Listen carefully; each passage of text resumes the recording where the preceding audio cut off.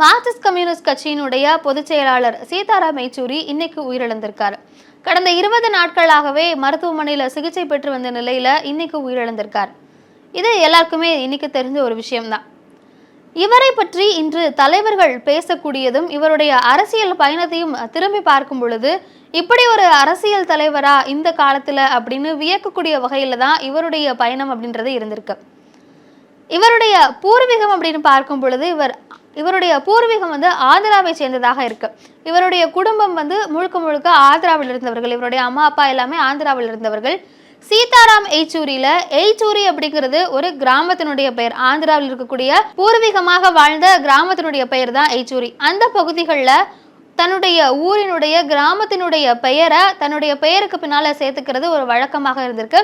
இவருடைய பெயர் சீதாராம். இவருடைய பூர்வீக கிராமமான யெச்சூரி அப்படிங்கிறத இணைத்துதான் சீதாராம் யெச்சூரின்னு இவர் அறியப்படுறார். அப்படி இருக்கும் பொழுது அந்த கிராமத்துல ஒரு நாள் வெள்ளம் வருது. சுத்தி அந்த ஊர் முழுக்க வெள்ளம் வருது.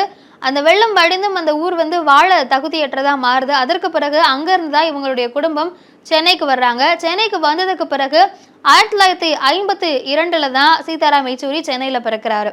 அதற்கு பிறகு சென்னை, டெல்லி இப்படி நிறைய இடங்கள்ல படிக்கிறாரு. டெல்லி ஜவஹர்லால் நேரு பல்கலைக்கழகத்துல தான் இவர் தன்னுடைய பட்டப்படிப்பையும் முடிக்கிறாரு.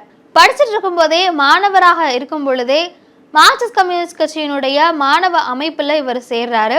தொடர்ந்து அந்த கட்சியினோடும் கட்சி கொள்கைகளோடும் தொழிலாளர்களுக்காகவும் மக்களுக்காகவும் போராடக்கூடிய தலைவர்களை எதிர்த்து கேள்வி கேட்கக்கூடிய ஒரு தலைவராக மாணவராக இருக்கும் போதிலிருந்தே ஒரு உருவாக ஆரம்பிக்கிறாரு. 1975 எமர்ஜென்சிக்கு எதிராகவும் இந்திரா காந்தி அம்மையாருக்கு எதிராகவும் போராடினதுல இவருடைய பங்கு ரொம்ப முக்கியமானது. அவ்வளவு அழுத்தமான கேள்விகளையும் இவர் முன்வைத்திருந்தார். நாடாளுமன்றத்துல இவருடைய உரை இப்ப வரைக்கும் எல்லாரும் பேசக்கூடிய ஒரு விஷயமாக இருக்கு. இப்ப நாடாளுமன்றத்துல உறுப்பினர்களாக இருக்கக்கூடிய திமுகவை சேர்ந்தவர்கள், பிற கட்சியை சேர்ந்தவர்கள் கூட இப்ப வரைக்கும் இவருடைய ஸ்பீச்சை அவ்வளவு ஞாபகம் வச்சிருக்காங்க. மாநிலங்களவையிலையும் சரி மக்களவையிலையும் சரி இவருடைய பேச்சு பல்வேறு விவாத பொருளாகவும் பேசு பொருளாகவும் மாறி இருக்கு. நிறைய முக்கியமான விஷயங்களை குரல் கொடுத்திருக்காரு. 2005 இருந்து 2011 வரைக்கும் மேற்கு வங்க மாநிலத்திலிருந்து இவர் மாநிலங்களவை உறுப்பினராக போயிருக்கிறாரு. அந்த சமயங்கள்ல இவர் எடுத்து வைத்த கேள்விகளும் விவாதங்களும் இப்ப வரைக்கும் எல்லாருடைய மனசுலையும் இருக்கக்கூடிய ஒரு விஷயமாக இருக்கு. குறிப்பா ஒரு பிரச்சனையப்போ இவர் பேசும்போது கிட்டத்தட்ட 1.5 மணி நேரம் இவர் பேசியிருக்காரு. நடுவில் யாருமே பேசாம அந்த அளவுக்கு காரசாரமான பல்வேறு முக்கியமான விவாதங்களை முன்னெடுத்து வைத்தவராக சீதாராம் யெச்சூரி அறியப்படுகிறார். அந்த அளவுக்கு இவருடைய பங்களிப்பு ரொம்ப முக்கியமானதாக இருந்திருக்கு. மார்க்சிஸ்ட் கம்யூனிஸ்ட் கட்சியினுடைய பொதுச் செயலாளராக மட்டுமே 3 முறை இருந்திருக்காரு. 2015 இருந்து தற்போது உயிரிழக்கக்கூடிய வரைக்கும் அவர் தான் மார்க்சிஸ்ட் கம்யூனிஸ்ட் கட்சியினுடைய பொதுச் செயலாளராக இருந்திருக்கிறாரு. இவருக்கு வயது 72. ஆனா சமீபத்துல தான் கொரோனா பாதிப்பு ஏற்பட்டதா இவர் தன்னுடைய மகனையும் அந்த கொரோனா தொற்றுல பலி கொடுத்திருந்தாரு. இவர் மட்டும் இருந்த நிலையில தான் இவருக்கு சுவாச புற்றுநோய், நுரையீரல் கோளாறுகள்லாம் இருந்தது. இவருக்கு அதிகமான புகைப்பிடிக்கும் பழக்கம் இருந்ததா சொல்லப்படுது. இவருக்கு நெருங்கிய நண்பர்கள் இருப்பாங்க இல்லையா, மார்க்சிஸ்ட் கம்யூனிஸ்ட் கட்சியிலையும் சரி பிற கட்சியிலையும் சரி, அந்த நண்பர்கள் எல்லாமே தொடர்ந்து புகைப்பழக்கத்தை மட்டும் கொஞ்சம் கைவிட்டுருங்களே அப்படின்லாம் நெருக்கமானவர்கள் சிலர் சொல்லி இருக்கிறார்கள். ஆனாலும் வயது முதிர்வு, அதே போல இத்தனை ஆண்டு காலம் புகைப்பழக்கம் இருந்தது, இது எல்லாம் சேர்ந்து நுரையீரல் பிரச்சனை ஏற்பட்டு சுவாச கோளாறு ஏற்பட்டுதான் டெல்லியில் இருக்கக்கூடிய எய்ம்ஸ் மருத்துவமனையில அவர் அனுமதிக்கப்பட்டிருந்தாரு.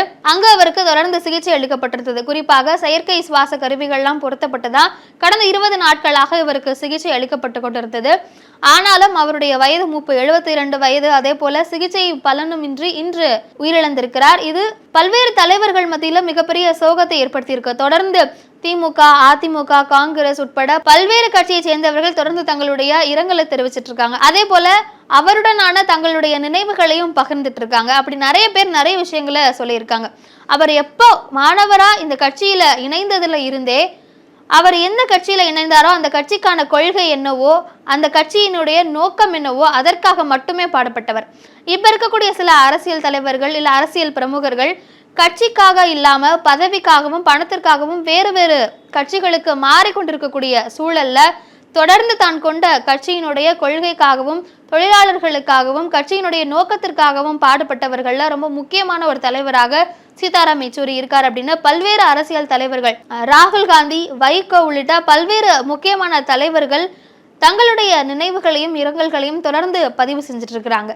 சீதாராம் யெச்சூரி அப்படின்னாலே இப்ப இருக்கக்கூடிய அரசியல் தலைவர்களுக்கு அவருடைய நாடாளுமன்ற உரைகள் இப்பவும் நிறைய பேருக்கு மனசுல இருக்கிறத பார்க்க முடியுது. அதே போல இப்ப இருக்கக்கூடிய தலைவர்கள் பலரும் இவர்கிட்ட இருந்து கத்துக்க வேண்டியது அப்படின்னு சொல்லக்கூடியது என்னவாக இருக்கு அப்படின்னா, கடைசி வரைக்கும் கட்சியினுடைய கொள்கைக்காகவும் தொழிலாளர்களுக்காகவும் மக்களுடைய நலனுக்காகவும் பாடுபட்ட ஒரு தலைவர் அப்படிங்கிறத யாருமே மறுக்க முடியாது அப்படிங்கிறதா இப்ப இருக்கக்கூடிய அரசியல் தலைவர்கள் சொல்லக்கூடிய விஷயமாக இருக்கு.